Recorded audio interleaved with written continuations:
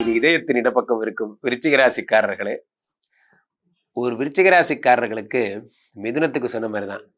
ஒரு மனுஷனுக்கு நல்ல நேரம் வரலாம், ஆனா இவ்வளோ நல்ல நேரம் வரக்கூடாது. விருச்சிக ராசிக்காரர்களுக்கு 8லே மறைந்திருந்த குரு பகவான் 9ஆம் இடத்தில் உச்சம் பெறுகிறார்.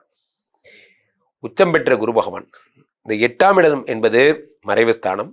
அந்த 8ஆம் இடத்துல 2, 5 குடைவன் மறைவாகும் பொழுது தனாதிபதி யோகாதிபதி மறைவாக இருந்தார். பணத்தை கொடுக்கக்கூடிய குரு பகவான் மறைவாக இருந்தார். அந்த ஆள் இப்போ 9ஆம் இடத்துல உச்சம் பெறுகிறார். அடடா அடடா மழடா அடமழடா அது மாதிரிதான் கொட்ட போது பணம்.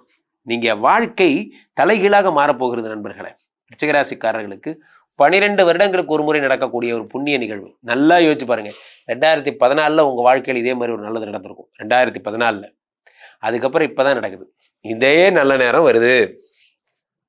அன்னைக்கு எந்த விஷயத்துக்காக நீங்க துள்ளி குதிச்சு ஆனந்தமா இருந்தீங்களோ அதே நல்ல விஷயம் இன்னைக்கு வரப்போகுது. காரணம் என்னவென்றால் குரு பகவானுடைய பொன்னான பெயர்ச்சி இந்த 9ஆம் இடம்.